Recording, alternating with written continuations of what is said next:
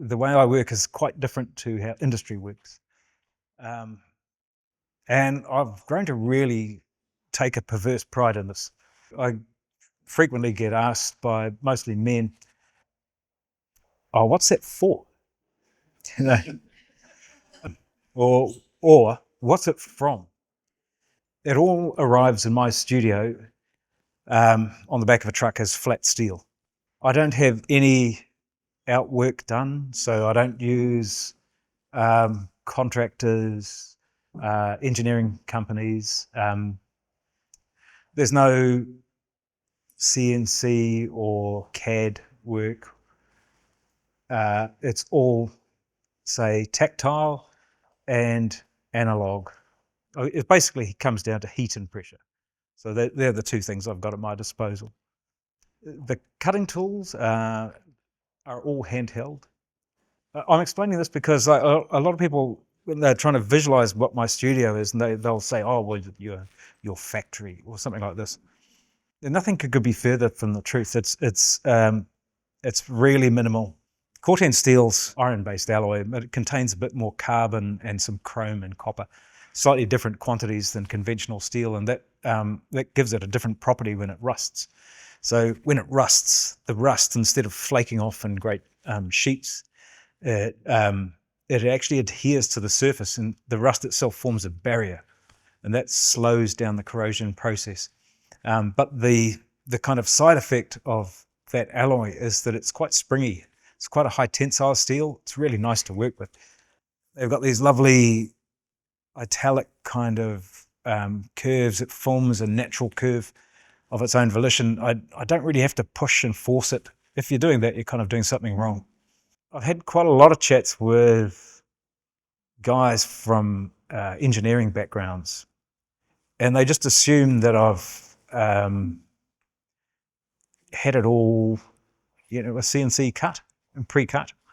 That's an incredibly sticky process. Once they've cut their pieces out in the way they have, you're utterly committed to that form being absolutely that. It doesn't work like that the way I work. I can slightly alter things. They're derived from industrial belts and mechanical components that sort of fascinated me. And like, for example, these ones, literally I haven't copied belts, but I've used them. And these modern transmission belts that they use to drive camshafts and what have you. Advances in technology are really intriguing, and I've also sort of been adjacent to the kind of engineering world, and I'm always looking at the forms, interested in the new developments and where they go and that kind of thing. And there's always a point, and it's usually where energy is forced to change direction, or it's forced to change speed, or it's being transmitted in some way. And these things, it's kind of like a mechanical language. So these are all parts of mechanical vernacular that you would find associated with any engine or a whole host of components. Having said that, I have changed them. So the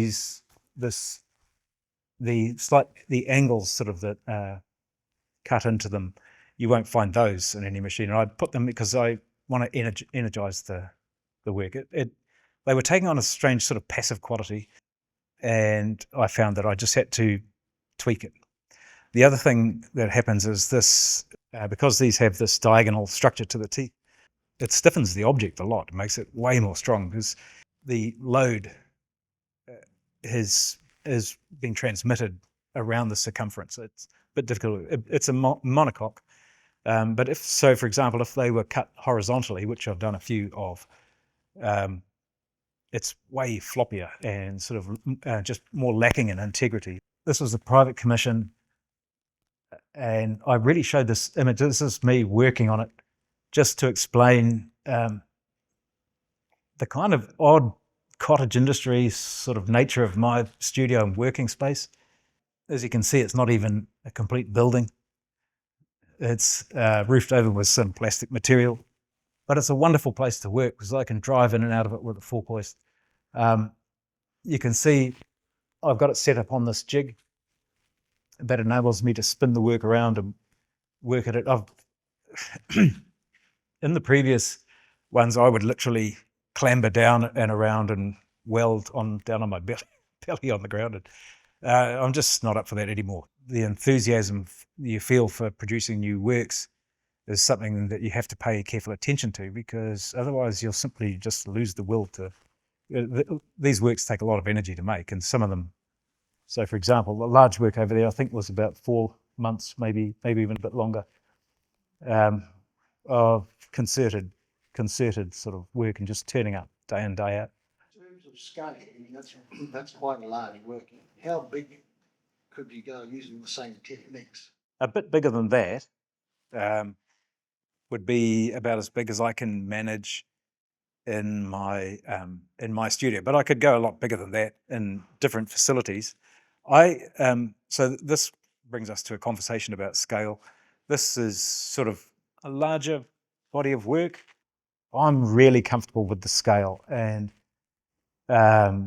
this body of work is a step up from my previous exhibition, and I've put that down to scale. So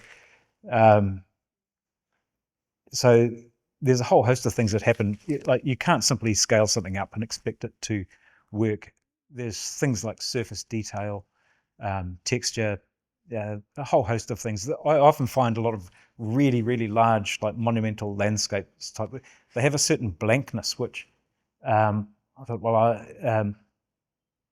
it's almost as if there's something they can only be viewed from a distance. Conversely, like very small work requires a particular type of finish. That also requires a sort of posture. So when your work comes down to a certain size, you're all like this, and you're always like kind of hunched over it. And why I'm really comfortable with this scale is that it's larger than me, and you're working all over it. It's just comfortable. There's also something else that happens where, to a degree, when you scale up, the work becomes relatively more precise if you're using the same systems and same techniques. This is like I found the right scale. This work wound up on top of the Commercial Bay building, but that's how it happened, and that's where it happened. As you can see, it's just basically under veranda. It was pretty. Oh, there's me creating the form on the ground. No high-tech rolling machines, no presses, just the material. This is this one here, and so there's a lot of welding in this work. That's a close-up of that edge detail I was describing. They're just about all TIG welded. It's actually a high-tech form of welding. It stands for tungsten inert gas, I think, and you have a handpiece which has a tungsten electrode, and that strikes an arc to the work, or it creates a little ball of plasma, which is essentially a handheld little fusion reaction. So you use that to melt. It's a very expressive tool. There are different welders, say MIG and stick welders, but they tend to be clumsy. The beautiful thing of a TIG is you can adjust it, and it has feel, even though it's a high-tech component, and they have these microprocessors and what have you. The actual act, it's like a stylus, or it's almost a bit like calligraphy or something like that. It requires you to focus really closely for long periods of time to do the work, which I find really pleasing. So it's a very nice way to weld. It's become a point of pride to me that I do everything in my studio, and that I don't use any outsourcing. I get emails probably once every week from fabricators in China asking to make my work for me, and I've looked quite a few of them up, and they actually do some beautiful work.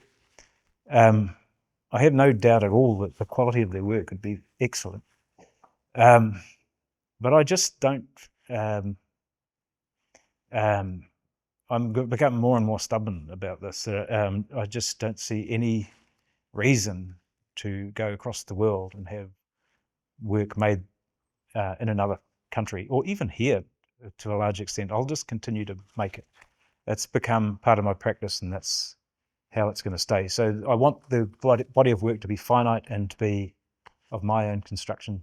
It is actually like a very expressive material, and so like typically when we think of steel, it's rather inert and it's intensely pragmatic. It's usually painted, but it's got these qualities that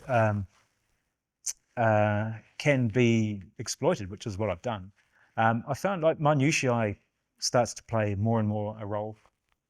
So, for example, like the little curves in the end, it's like how much is enough or how much is too much, and I found that hard edges they stop the eye.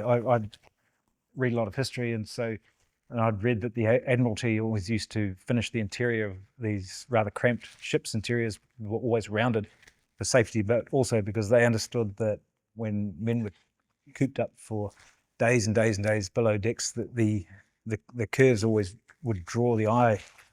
The eye would have nowhere to stop, and so there was so it had a feeling of being less contained. All right, well, thank you all for coming. Join me in thanking Dave.